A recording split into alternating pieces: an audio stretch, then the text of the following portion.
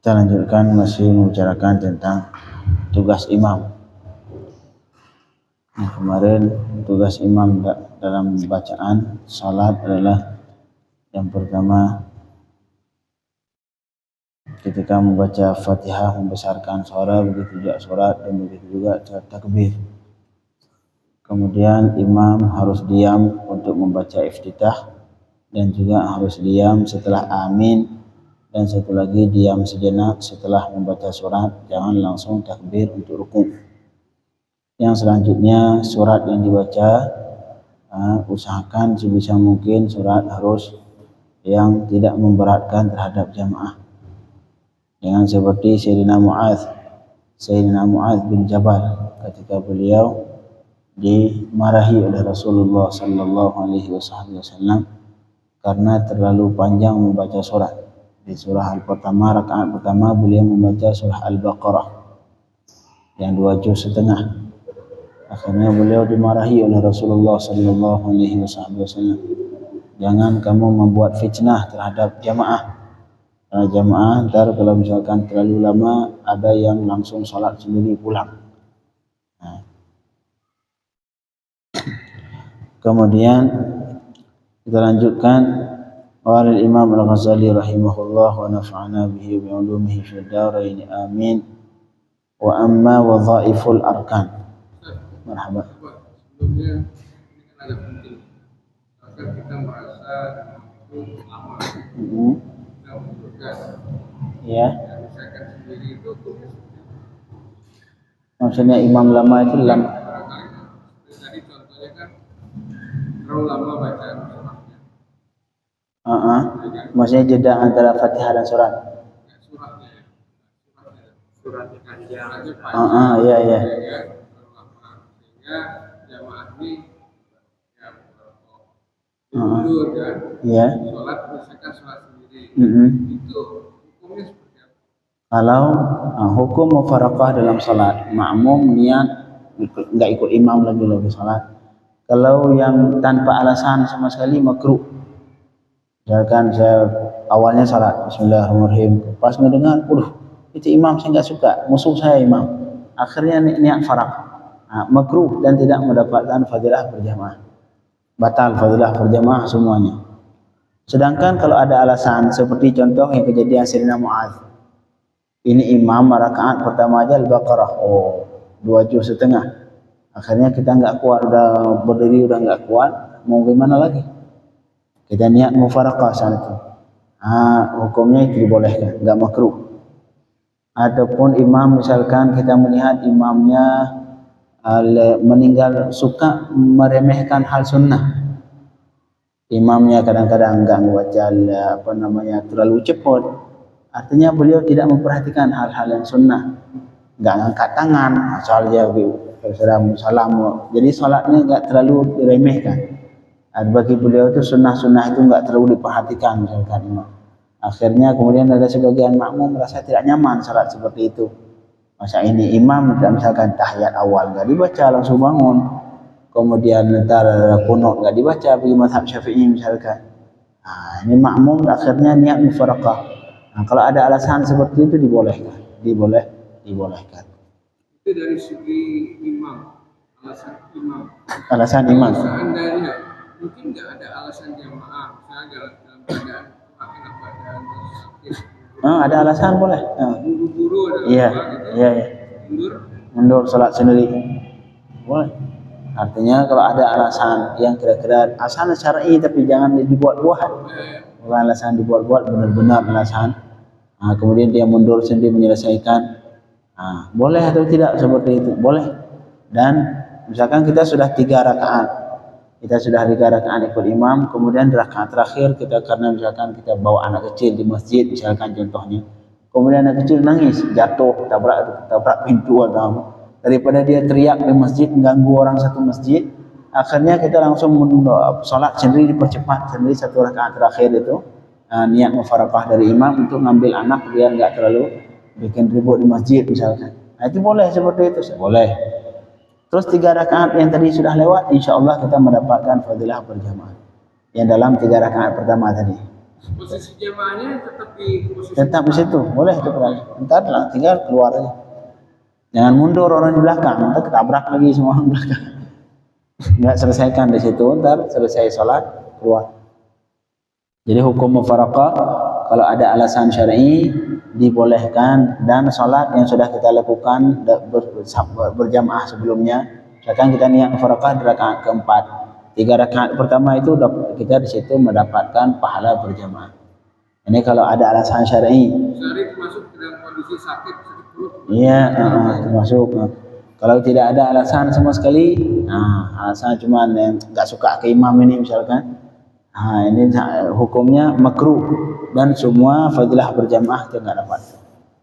Ini niat mufaraqah. Pada dasarnya boleh niat mufaraqah. Tinggal antara apakah ada makruh atau tidak, antara makruh atau tidak. Kecuali salat Jumat. Salat Jumat lain. Salat Jumat enggak boleh niat mufaraqah karena syarat salat Jumat harus berjamaah. Jadi beliau melanjutkan wa amma wadhaiful arkan. Ini tugas imam yang menyangkut dengan rukun. Fa thalathatun, maka juga 3. Tugas imam 3. Ini hal-hal yang harus diperhatikan bagi imam.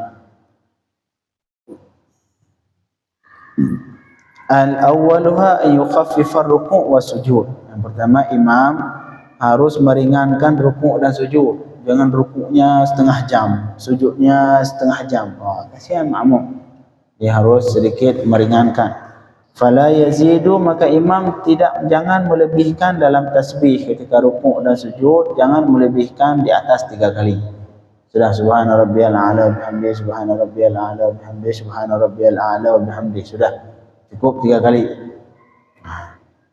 Faqad ruwiya, karena pernah diriwayatkan dari Sayyidina Anas radhiyallahu anhu. Ini Sayyidina Anas khadim Rasulullah sallallahu alaihi wasallam.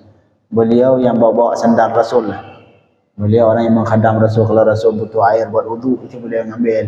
Kalau Rasul, semua kebutuhan Rasul, beliau bertugas untuk menyiapkan apa saja yang dibutuhkan oleh Rasulullah. Sayyidina Anas ibn Malik. Sayyidina Anas bin Malik, ibunya Ummu Sulaim. Ummu Sulaim. Ini Ummu Sulaim, subhanallah, suatu ketika, ini kisah. Suatu ketika Sayyidatuna Ummu Sulaim, Rasulullah mendatangi rumah Sayyidina Ummu Sulaim. Karena Ummu Sulaim dengan Rasulullah ini ada hubungan ridha. Jadi mahram. Suatu ketika Rasul mendatangi rumah Ummu Sulaim, boleh atau tidak? Boleh, mahram. Bukan nasab tapi lewat ridha. Jadi anak mahram Ummu Sulaim, mahram Rasul sallallahu alaihi wasallam. Akhirnya Rasulullah tidur di kasurnya Ummu Sulaim. Tidur di kasurnya Ummu Sulaim karena saking panasan siang hari, keluar keringat Rasul. Keluar keringat, itu orang Arab, biasanya ibu-ibu dari Arab, itu mereka mungkin di Indonesia semua ibu-ibu seperti itu. Mereka itu ada botol khusus ataupun tempat khusus, wadah kecil untuk menyimpan hal-hal yang sangat penting. Itu ada itu perempuan biasanya. Untuk menyimpan emas misalkan, biasanya ada botol kecil. Itu untuk menyimpan sesuatu yang sangat berharga begitu.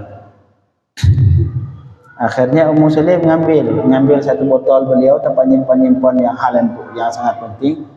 Rasulullah saat itu keluar keringat. Ketika tidur panas keluar keringat. Akhirnya Ummu Sulaim ditampung keringat Rasul.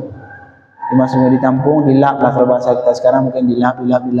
Kemudian diperas ke botol tadi. Kemudian Rasul lagi tidur kebangun.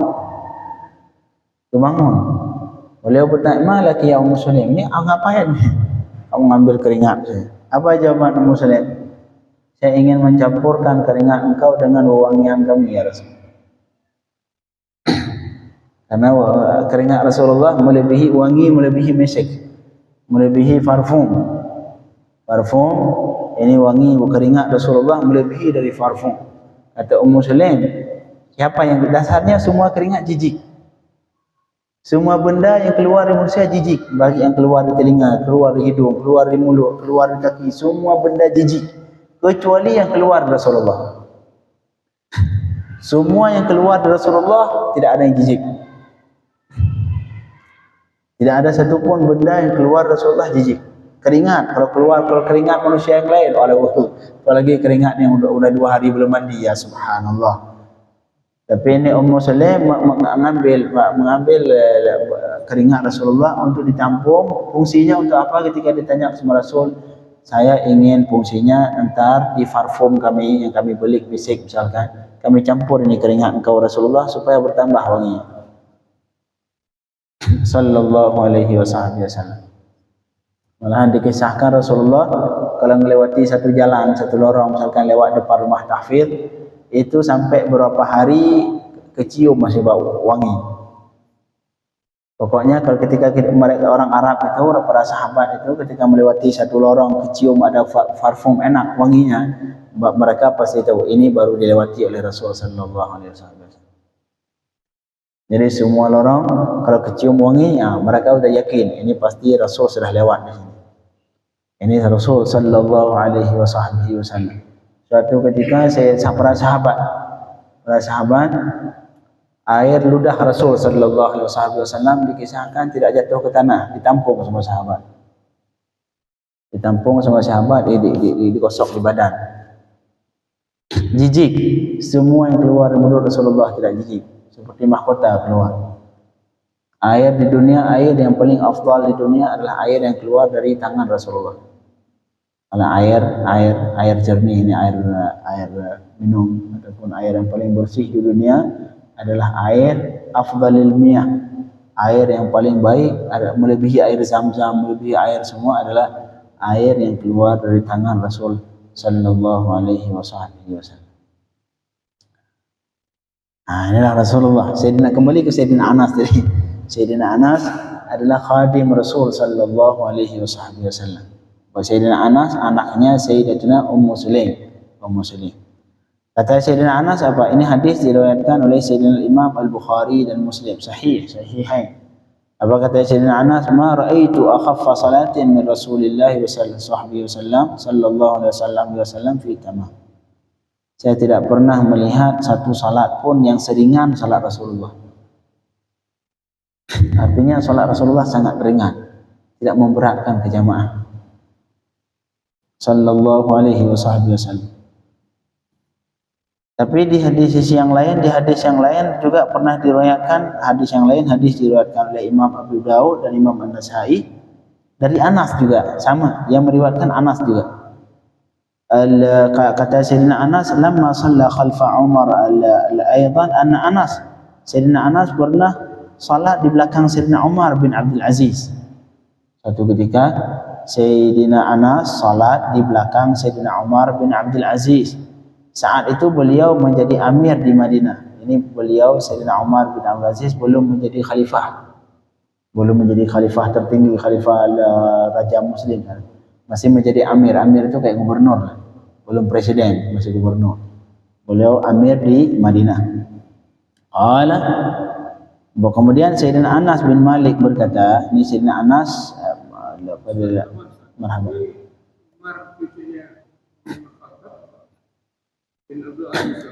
Umar bin Abdul Aziz, khalifah Bani Umayyah. Cuman apakah beliau nasabnya, kayaknya beliau kembali ke sambung ke Sayyidina Umar. Sayyidina Umar bin cucunya Allah.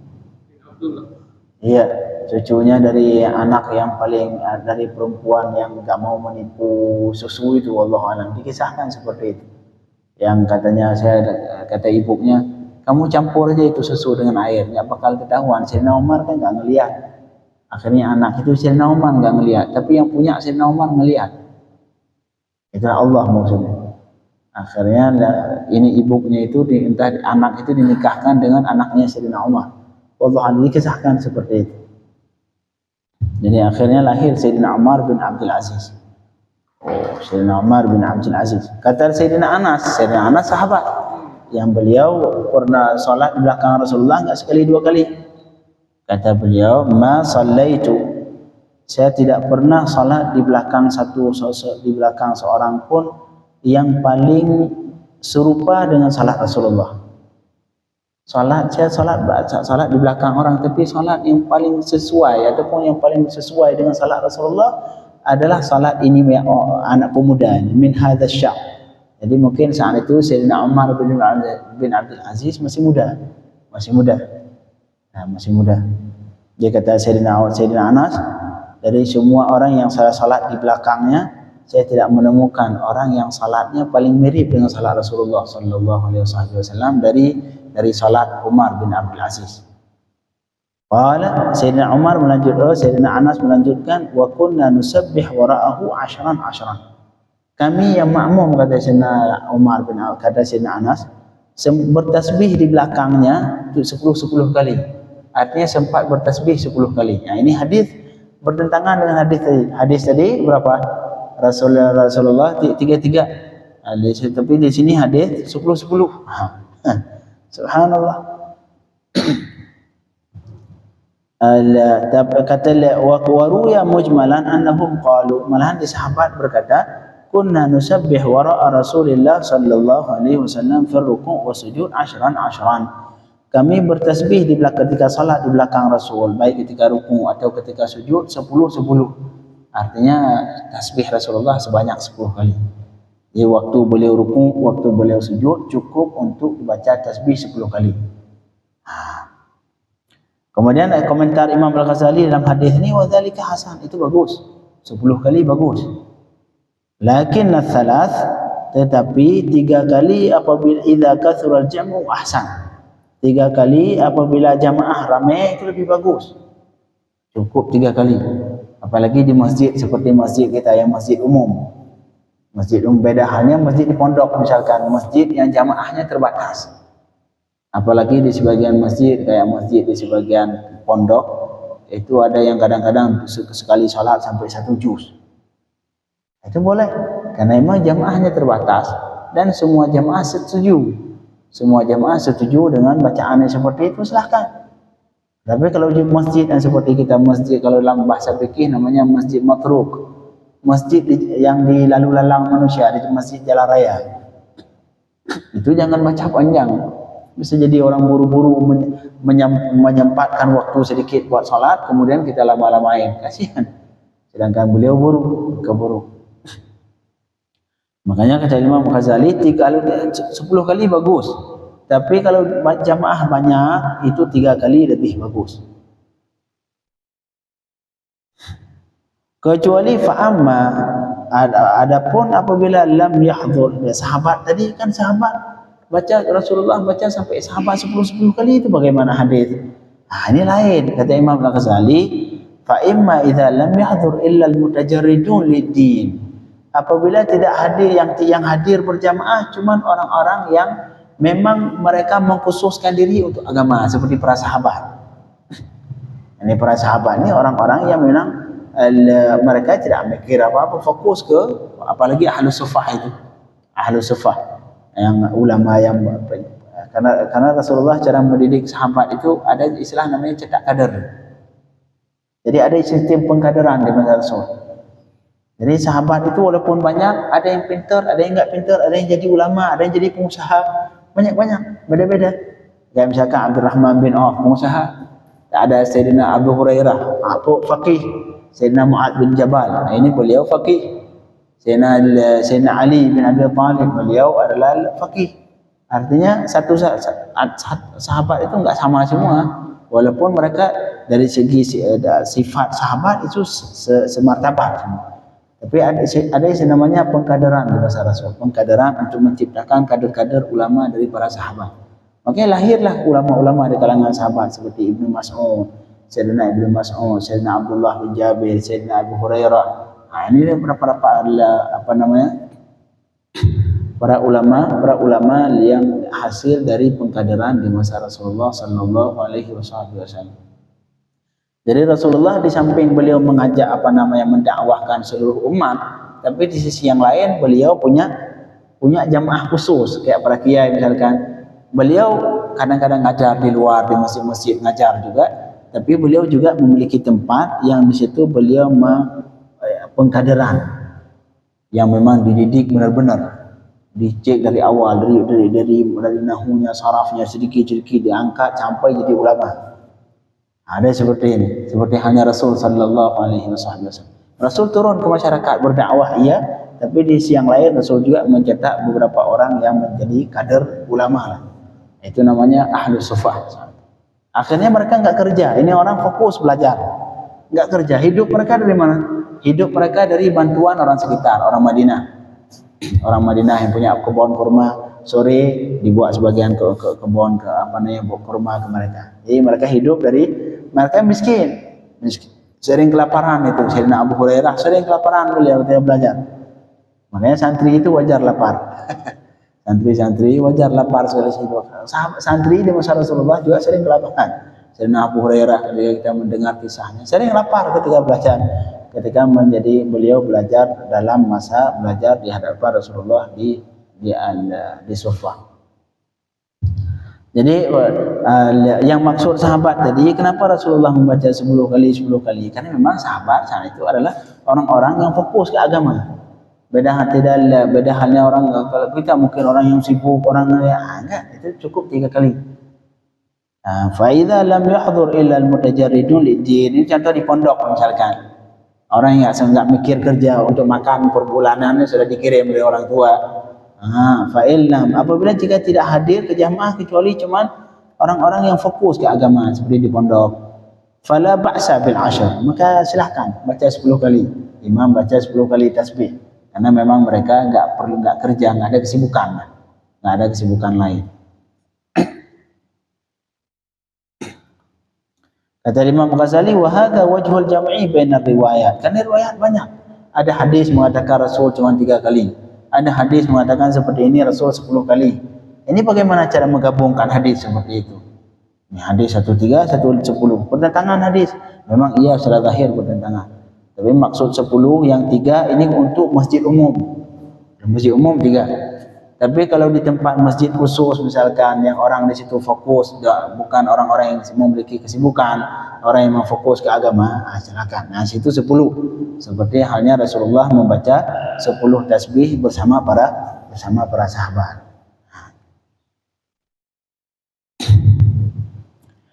So, itu yang pertama. Jadi imam harus meringankan ketika rukuk dan sujud. Kemudian wayang bagi an yaqul al-imam, dan sepatutnya imam berkata ketika mengangkat kepala dari rukuk, sami Allah liman hamidah. Ma'ruf. Dia bangun rukuk, sami Allah liman hamidah. Itu tugas yang pertama. Kemudian tugas yang kedua yang menyangkut rukun, yang bagi lil ma'mum. Ini yang kita ingatkan setiap salat sekarang. Sepatutnya bagi makmum alla yusabiqal imam fi ruku' wa sujud. Makmum jangan berlomba-lomba dengan imam dalam rukuk dan sujud. Apalagi makmum mendahului imam. Bahaya, haram. Makmum haram mendahului imam. Imam boleh sujud, kita sudah sujud. Haram. Disebutkan dalam hadis, entar dibalik kepalanya jadi keledai. Dibalik kepalanya jadi keledai. Makanya ini bisa dipahami bahwa orang yang suka mendahului imam kepalanya kayak kepala keledai. Bodoh artinya. Karena orang Arab itu ketika mengungkapkan seseorang yang sangat bodoh dan enggak mau menerima kebenaran, enggak mau belajar, itu mereka mengungkapkan dengan himar. Nah, anta himar, itu sudah habis sudah. Kalau anta himar, kamu ini keledai, itu udah berarti artinya kamu paling bodoh sudah. Makanya dalam Al-Quran itu Allah katakan mathalul ladzina kama mathalul ladzina kadzdzabu bi ayatina kama mathalul ladzina kafaru bi ayatillah mathalul ladzina humilut tawrata thumma lam yahmiluha kamathalil himar. Mathalil himar. Ini ulama-ulama Yahudi itu yang diberikan Taurat Injil. Mathalul ladzina humilut tawrata thumma lam yahmiluha, kemudian mereka tidak menanggung beban, tidak memberikan yang seharusnya sesuai dianjurkan Taurat. Mereka itu ibarat kamathalil himar, seperti himar. Ada juga suara yang intelektual. Himar. Inna ankaral aswati la sautul hamir. Hamir bukan himar, Pak. Hamir. Suara yang paling jelek suara hamir. Kembali ke sini. Makanya salah satu penyebab orang bodoh adalah salah satu penyebab seseorang itu otaknya menurun, kualitas IQ-nya ketika sering mendahului imam. Jangan rukuk sebelum imam rukuk, jangan sujud sebelum imam sujud. Otaknya dibalik jadi otak keledai. Bal, terus bagaimana caranya? Bal yata'akharu, ma'mum mentakhir. Takhir, menunggu dulu. Fala yahwi lisujud, makmum jangan turun ke sujud illa kecuali idza wasalat jabhatul imam ilal masjid. Kecuali ketika ini dahi imam sudah nempel, baru kita sujud. Jadi jangan imam berbareng-bareng sujud sama imam, turun sama imam. Jangan. Kita berdiri tegak, imam sudah sujud, imam sujud, Allahu Akbar. Giliran kepala imam sudah nempel, baru kita turun. Jangan bareng-bareng, seperti ini. Makruh, bisa menghilangkan fadilah berjamaah. Ngapain kita jauh-jauh dari rumah, jalan kaki jauh-jauh dari rumah ke masjid, kemudian adab jamaah tidak kita perhatikan, akhirnya habis semua fadilah berjamaah. Pulang-pulang pulang dari masjid, capek dari rumah, pengen jauh-jauh, jalan kaki, pengen berjamaah, ingin mendapatkan 20 derajat. Sampai ke masjid, ketika salat berjamaah tidak memperhatikan adab berjamaah, akhirnya semua 27 hilang. Pulang sama kayak nol. Kama bada'tum ta'udun. Ya, bagaimana kamu mulai, begitulah kamu kembali, sama nol-nol. Jangan. Jadi caranya, jangan misalkan ini kita lagi berdiri ketika tidak, imam sujud, itu usahakan kapan kita turun, berdiri tegak, berdiri sampai kepala imam sudah nempel di tempat sujud, baru kita turun. Fala yahwi lisujud, makmum jangan turun untuk sujud illa kecuali giliran dahi imam sudah nempel di tempat sujud. Makanya kalau saya imam, jangan rukuk, jangan turun dulu sebelum bar. Makanya saya ingatkan, jangan turun sebelum bar. Karena kalau saya sudah Allahu Akbar, itu kalau sudah bar, saya pasti sudah tepat itu. Jadi kapan saya sudah ucapin bar, itu pas bar saya itu sesuai ketika dahi sudah nempel. Ketika nempel, misalkan saya sudah Allahu Akbar. Makanya patokan, terutama kalau saya jadi imam, patokan jangan lakukan apa-apa, jangan bangun dari sujud, jangan turun ke sujud kecuali sudah bar. Sekarang lagi sujud nih, jangan bangun dulu kecuali sudah mendengar bar, baru bangun. Karena kalau kita bangun bareng-bareng, saya baru Allah, kita sudah bangun. Itu bangun bareng imam, menghilangkan fadilah berjamaah. Jauh-jauh kita ke rumah nyari fadilah berjamaah, sampai di sini nggak dapat. Ayo perhatikan. Jadi terutama kalau saya jadi imam, jangan bangun, jangan turun dari ruku, jangan bangun dari sujud kecuali setelah bar. Dari sujud nih dengar bar, baru bangun. Ataupun kalau lagi dari ruku, kecuali jangan bangun dari ruku kecuali sudah mendengar dah. Sami Allahu liman hamidah, baru bangun. Karena kalau sudah dah itu saya udah tegak. Sami Allahu liman hamidah, baru bangun. Marhaban. Biasa juga ada ustaz, imam, dia sudah Allahu Akbar tapi dia belum sujud. Duluan selesai itunya. Itu kesalahan imam dalam hal itu imam bermasalah. Makanya imam juga butuh training. Dalam hal ini imam juga butuh ilmu. Makanya dalam berjamaah yang terjadi bagaimana itu? Dia belum sujud tapi kita sudah selesai Allahu Akbar. Kita sudah sujud juga. Makanya tunggu, kalau kita tahu imam seperti itu jangan langsung, tunggu dulu. Ya udah selesai bar, kira-kira imam baru turun. Jadi patokannya bukan di barnya, patokannya di perbuatan beliau, di harakatnya. Makanya seharusnya imam juga harus punya ilmu. Makanya disebutkan dalam hadis sebelumnya, kata sebagai Sayyidina Hasan, la tusalli, jangan kalian salat di belakang orang yang tidak bolak-balik ke ulama. Artinya enggak mau nyari ilmu enggak mau nyari, belajar kagak mau, pengen jadi imam. Jangan salat itu muskilah. Makanya imam adalah disebutkan dalam hadis yang kemarin, beberapa hadis yang kita baca, imam ini ibarat juru bicara. Imam ibarat juru bicara makmum dengan Allah Subhanahu wa taala. Ini ibarat juru bicara. Maka kalian pilih yang menjadi juru bicara adalah orang yang terbaik di kalangan kalian. Artinya orang yang paling orang yang paling bagus dari segi keilmuannya, dari segi orang yang saleh, bukan fasik jadi imam. Jangan semua pengen jadi imam, belajar kagak mau pengen jadi imam, bermasalah. Kecuali kalau udah nggak ada yang lain. Jadi sekali lagi imam harus perhatikan.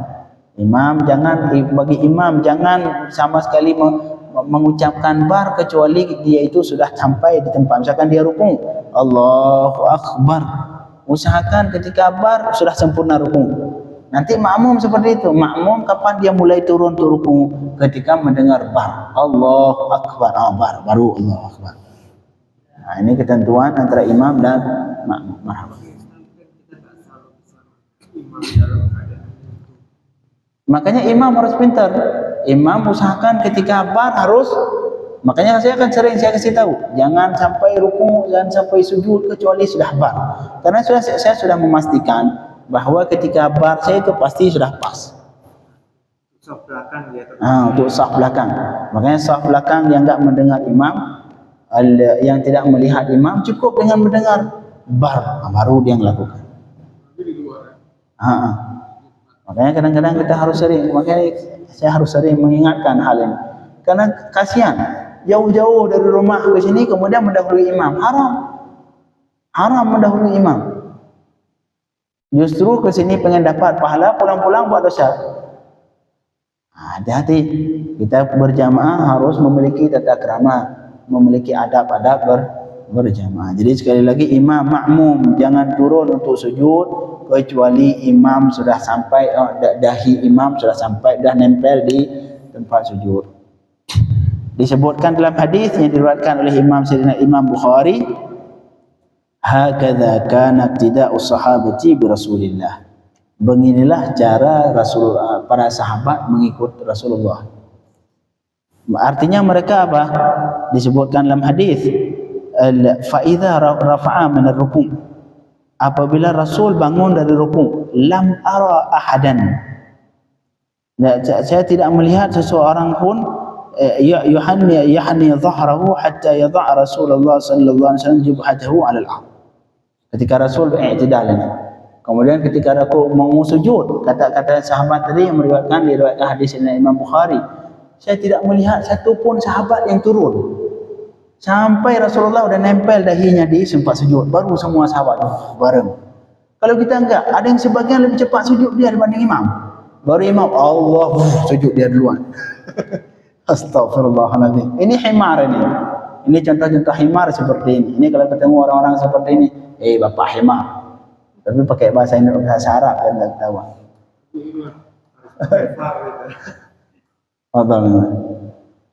Wallahu a'lam bishawab.